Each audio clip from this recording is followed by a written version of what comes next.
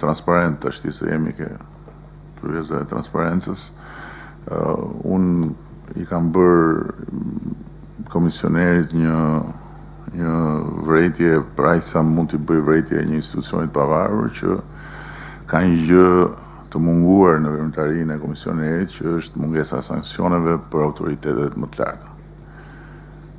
Ligji është shumë I qartë, 10 ditë është koha për të përgjigjur, pavarësisht se 10 ditë mund të jenë shumë për intensitetin me të cilin zhvillohet sot bota e informacionit. Ditën e 11 nëse nuk ka përgjigje, ka sankcion. Apo ja. Kështu thot ligji. Dhe duhet sankcionuar autoriteti më I lartë përgjegjës. Ne I kemi kërkuar të gjithë ministrave të bëjnë delegimin e kësaj përgjegjësie tek sekretarët e përgjithshëm. Një pjesë e kanë bërë, një pjesë nuk e kanë bërë akoma. Duhet sankcionohen ministrat, duhet sankcionohen sekretarët e përgjithshëm në ditën e 11. Dhe nëse kjo do të ndodhi në mënyrë të përsëritur disa herë, unë jam I bindur që do të krijohet një ndjesi urgjence e barabartë me urgjencën me të cilën punon sektori I gotës gjysmëbosh. Dhe kështu gota gjysmëplot me gotën gjysmëbosh do kenë një ndërveprim më të shpejt, besoj unë, por duhen vendosur sankcion.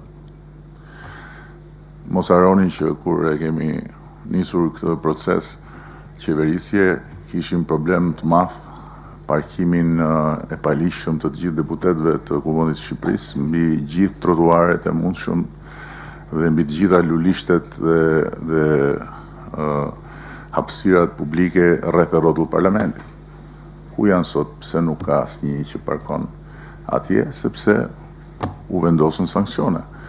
U gjobitën deputetët disa herë me radhë dhe kuptuan që loja e parkimit palishëm mbaroi. Ose nuk kam makina ministrash që shkelin semaforin, sepse u gjobitën ministrat për shkeljen e semaforit. Dhe kështu ndan me shoferët shqetësimin që shoferët duhet të lëviznin normalisht si gjithë shoferët e tjerë dhe mos të ndiheshin me krah për faktin që kishin mbrapa një ministër.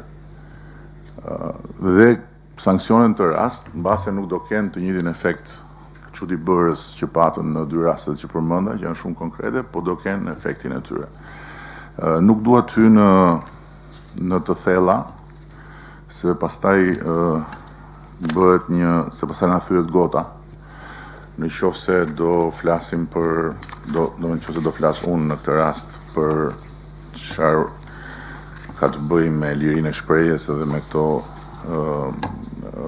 pretendimet e tjera, por dua të them që në ndërkohë ne kemi marrë dhe një angazhim tjetër që tregon të kundërtën e asaj që thuhet nga gota gjysmëbosh, që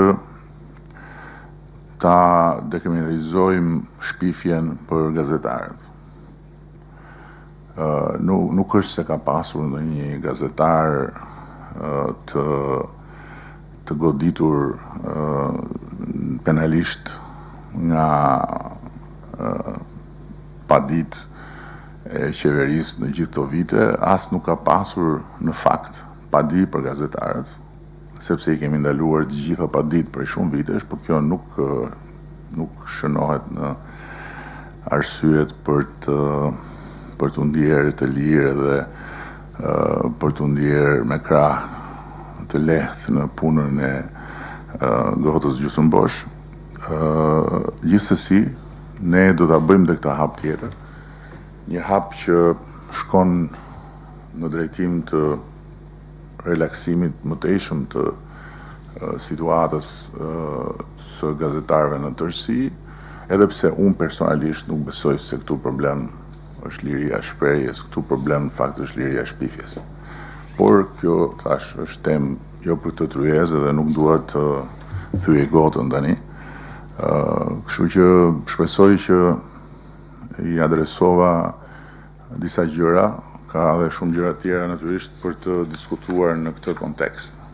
Por dua t'i siguroj të gjithë që ne nuk jemi thjesht në kushtet kur shprehim vullnet, ne jemi në kushtet kur në mënyrë sistematike dhe këmbgulse përpiqemi që vullnetin e shprehur ta materializojmë me progres. Edhe në këtë aspekt kemi bërë progres të mjaftueshëm sipas meje për të qenë optimist se mund të bëjmë më shumë progres.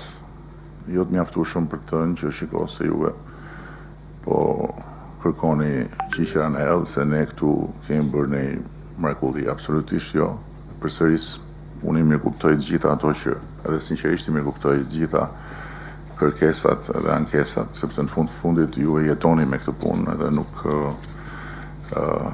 nuk keni pse t'jeni të kënaqur me ne, ndërkohë që ne e kemi për detyrë të jemi të kënaqur me ju në të gjitha rastet. Kështu që duke mbyllur, dua t'i referohem edhe një gjë që u tha nga zonja, më duket mos gabohem, lidhur me teknologjinë dhe me auditueshmërinë. Unë besoj që ka një keqkuptim shumë të madh lidhur me auditueshmërinë, keqkuptim që e kam parë edhe jashtë gotës tonë, kur kam ndjekur komente të ndryshme që janë bërë edhe nga autoritetet biles të larta të botës teknologjisë lidhur me ministrën tonë të inteligjencës artificiale. Ndërkohë që fakti është shumë i thjeshtë. Teknologjia në rastin e prokurimeve publike, unë uroj që ne të jemi të suksesshëm në realizimin e projektit, jemi duke punuar me projektin.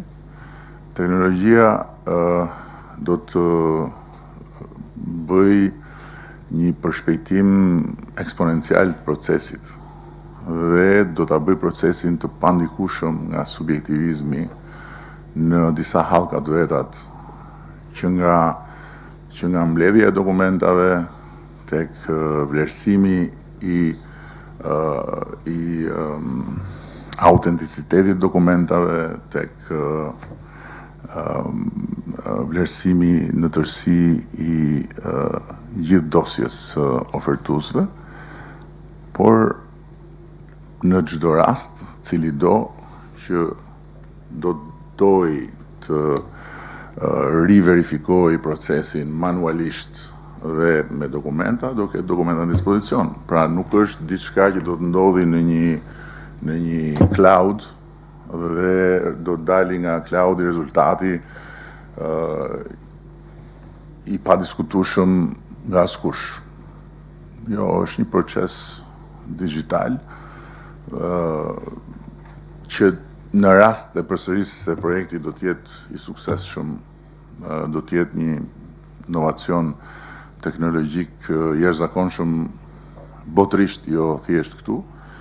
Dhe për këtë arsye ne po punojmë ngushësisht edhe me Microsoftin edhe me ekspertë të tjerë. Atëherë gjithçka do të zhvillohet komplet ndryshe, ndërkohë që cili do qoftë nga ata që kanë dyshimet e tyre si pjesë e procesit të garës ose si komentatorë të garës, mund të marrin dokumenta dhe të fillojnë të shikojnë në dokumenta përputhshmërinë e gjykimit teknologjik me faktet e dokumentuara. Kështu që nuk ka, besoj unë, asnjë shqetësim lidhur me këtë. Në ndërkohë që teknologjia është bekimi i madh i kohës për vende si Yni, ku pikërisht pse kemi teknologjinë mund të bëjmë kapërcime epokale, të cilat do ishin të pamundura në kushtet e progresit linear tradicional. ndërkohë që teknologjia na e mundësinë që të synojmë gjëra të paimagjinueshme deri dje dhe të kapërcejmë vende të cilat janë shumë më përpara nesh në të gjitha drejtimet e tjera. Dhe nëse sot ne, për shembull, në shërbimet publike, se ky është një element që natyrisht nuk ka se si shihet nga gota gjysmëbosh, po është një ndryshim epokal që ka ndodhur në aspektin e integritetit shërbimeve dhe transparencës, kur 95% e shërbimeve janë online dhe përmbushen online me shpejtësi dhe pa asnjë ndërmjetës dhe pa asnjë burokraci.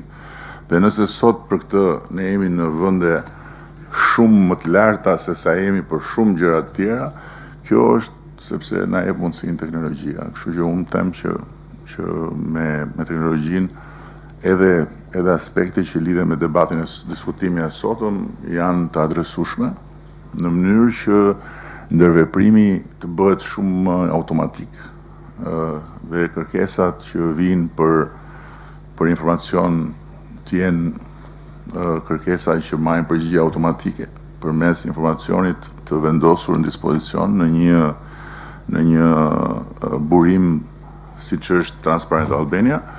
Dhe aty nuk ka nevojë fare as për të futur komisionerin, as për të futur dikë tjetër në lojë për të marrë informacionin, por mund të aksesosh me njëherë nëpërmjet teknologjisë. Për këtë natyrisht na duhet të kemi kapacitete që ende nuk i kemi të digitalizimit dhe të rrjetëzimit të aty për aty shumë të gjës që ndodh.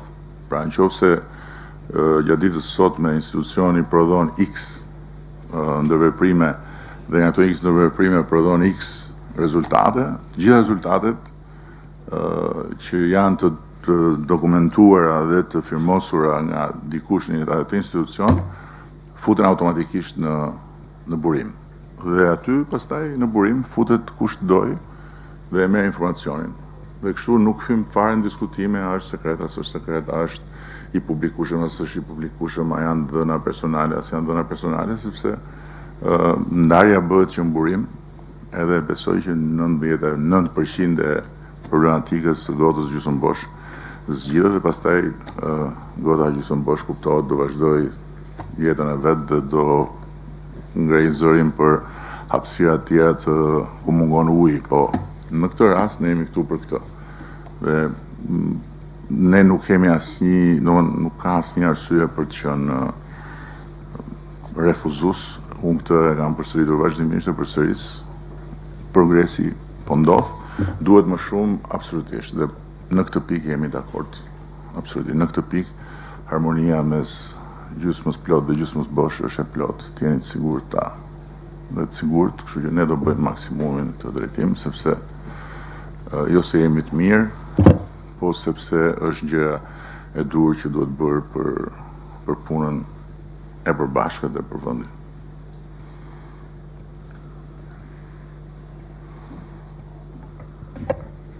Faleminderit, zoti kryeministër.